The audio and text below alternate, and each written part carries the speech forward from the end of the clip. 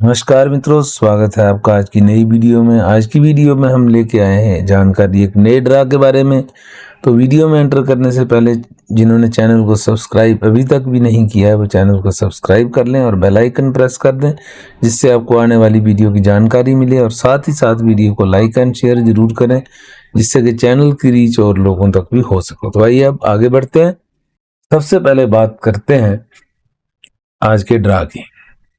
तो ये Canadian experience class का ड्रा था। जैसे कि पिछली वीडियो में हमने एज्यूम किया था कि अगला ड्रा सीईसी का हो सकता है। तो ये अप्रैल 14, 2026 एट 10:24 यूटीसी पे ये ड्रा डिक्लेयर हुआ है और कट ऑफ स्कोर इसमें रहा 515। नंबर ऑफ इन्विटेशन इशूड है 2000।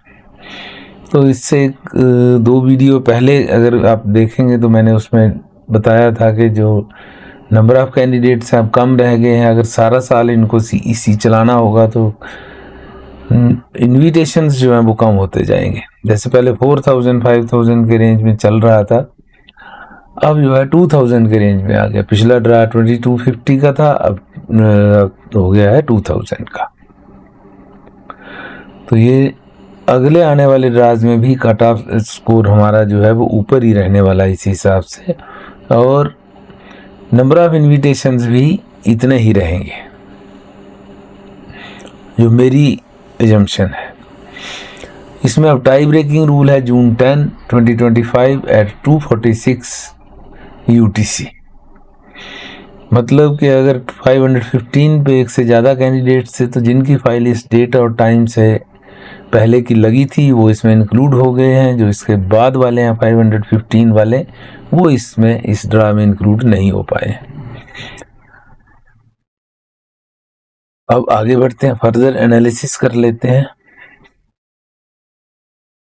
तो यहाँ पे अगर आप देखेंगे 12 अप्रैल को नई CRS पूल स्टैंडिंग जो है वो आ गई है। तो उसमें 325 कैंडिडेट्स थे।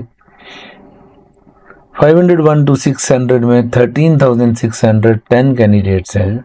मतलब लगभग 2000 कैंडिडेट्स की इंक्रीज है इसमें एज कंपेयर टू 30 मार्च। लेकिन इसमें ध्यान देने वाली बात यह है कि इसमें 2250 कैंडिडेट्स निकले भी थे और फिर 2000 और इंक्रीज हो गए हैं। तो इसका मतलब है लगभग 4200 कैंडिडेट्स इस स्लैब में 501 to 600 में इंक्रीज हुए हैं, ऐड ऑन हुए हैं, जो कि बहुत बड़ा नंबर है। तो इसी तरह अगर 451 to 500 की बात करें तो इसमें नंबर ऑफ कैंडिडेट्स ऑलमोस्ट उतने ही है जितने लास्ट टाइम थे। तो इसका मतलब है जो इंक्रीज है वो 501 to 600 में ही हमें ज़्यादा देखने को मिल रही है। टोटल नंबर ऑफ कैंडिडेट्स की बात करें जो यहाँ 2,30,000 था और यहाँ पे 33,500 हो गया है। तो लगभग 3,400 कैंडिडेट्स की और इसमें इंक्रीज है ओवरऑल, अगर total candidates in the pool की बात हम करते हैं। तो आइए इसको फर्दर एनालाइज कर लेते हैं।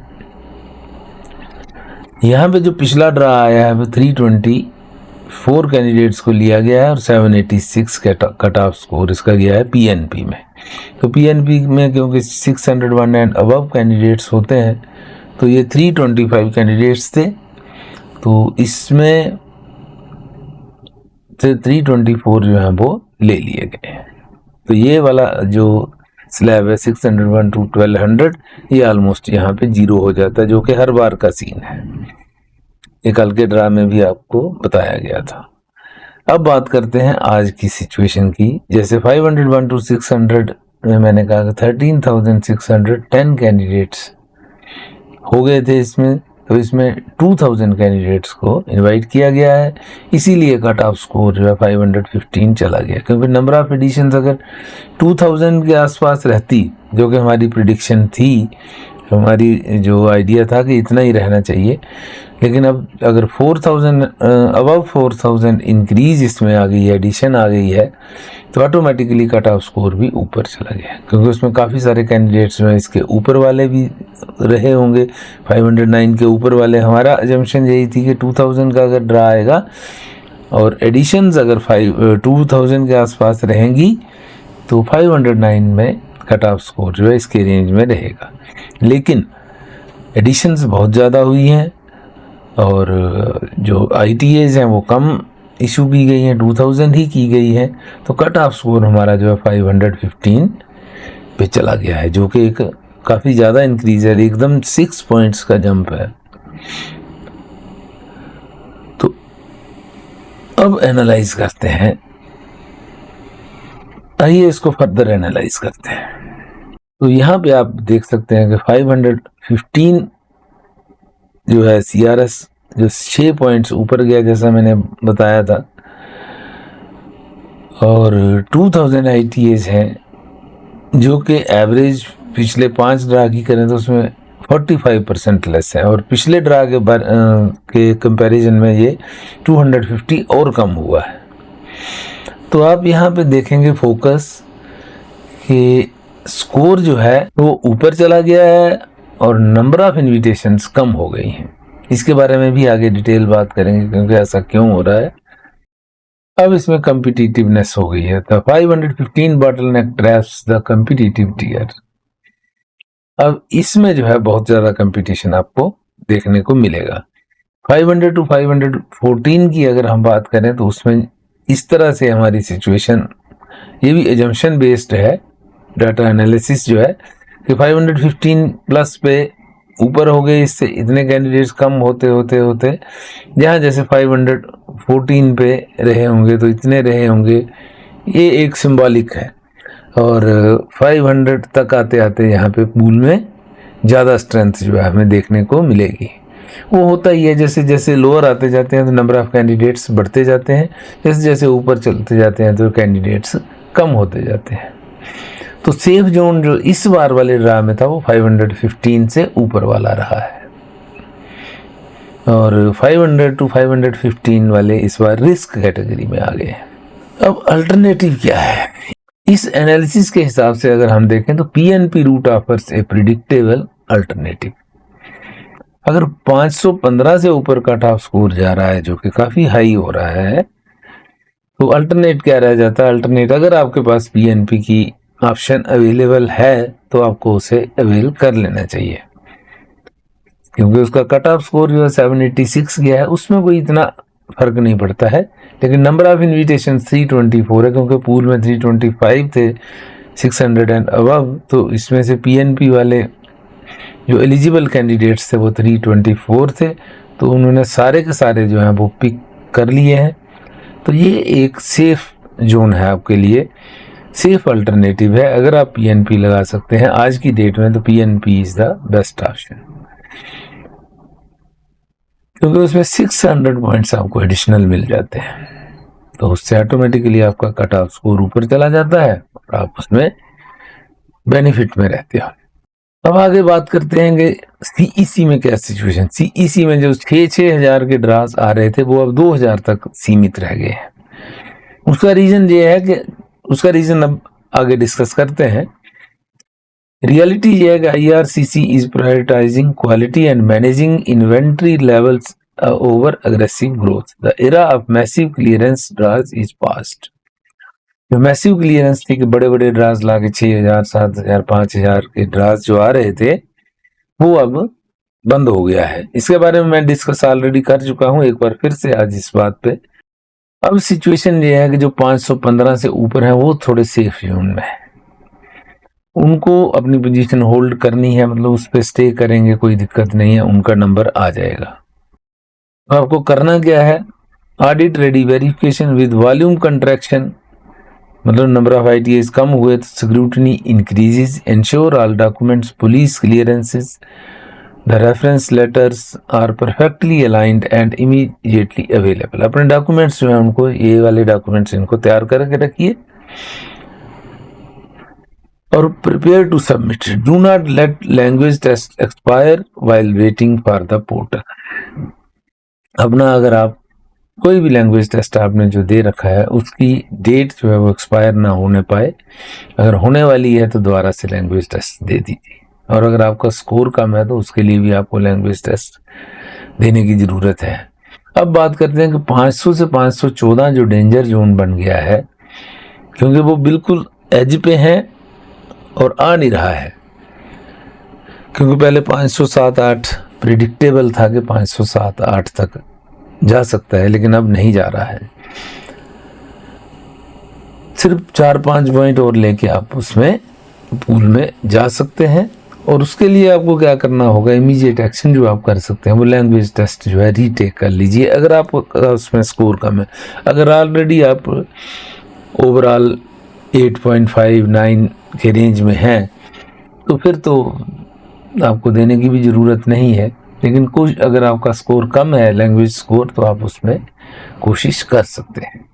तो ये आपके लिए एक अल्टरनेटिव है जो 500 से 514 तक जो बैठे हुए हैं उनको ये कर लेना चाहिए। दूसरी स्ट्रेटजी क्या है, abandon the general CEC hope. अगर 500 से नीचे हैं तो आपको ये जनरल जैसी CEC की होप जो है वो छोड़ देनी पड़ेगी।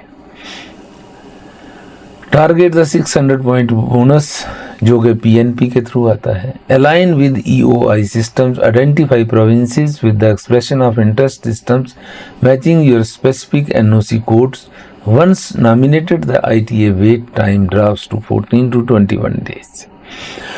कहने का मतलब है कि आपको देखना पड़ेगा कि कौन से प्रोविंस आपकी क्वालिफिकेशन, आपके एक्सपीरियंस, आपकी रिक्वायरमेंट्स के साथ उनकी रिक्वायरमेंट्स है प्रोविंसेस की मैच करता है, उस प्रोविंस का आप PNP अप्लाई कर लीजिए। अब इस पॉइंट पे आते हैं कि मैंने क्यों कहा था कि ड्राज छोटे होते जाएंगे।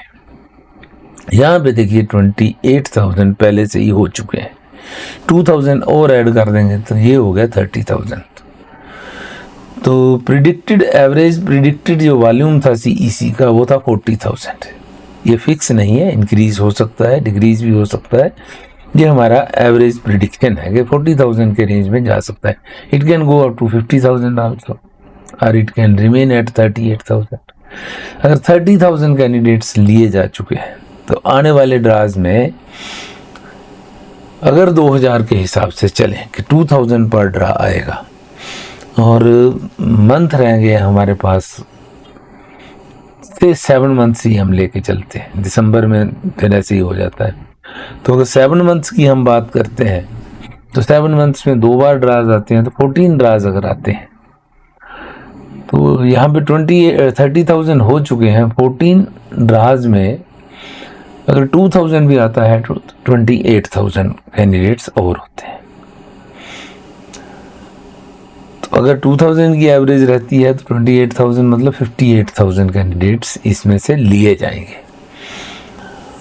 तो उसके लिए इनको फ्रेंच लैंग्वेज में से कम करना पड़ेगा, जो कि हमारा टारगेट 35,000 या ओवरऑल टारगेट जो 1,09,000 का है उसको इंक्रीज करना पड़ेगा। अब देखना यह है कि IRCC इसमें से क्या करती है, गवर्नमेंट क्या डिसीजन लेती है। अगर तो यहाँ पे 2,000 के एवरेज के हिसाब से ड्राज आते रहे तो ये चला जाएगा 58,000। पॉसिबल है, कोई ऐसी वो नहीं है कि नहीं जाएगा, जा सकता है।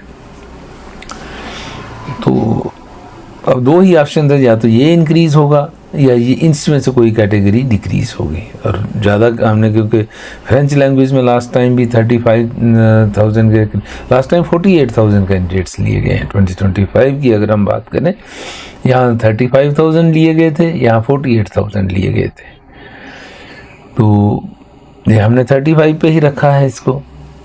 तो यहाँ पे कुछ इंक्रीज हो सकता है तो यहाँ पे डिक्रीज होगा अगर ओवरऑल हमारा इतना ही रहता है, या फिर हो सकता है इसमें भी इंक्रीज हो जाए, इसको भी इंक्रीज करें, मतलब 35, 36 या 40,000 के रेंज में ले आएँ और ओवरऑल जो है हमारा इंक्रीज कर दें।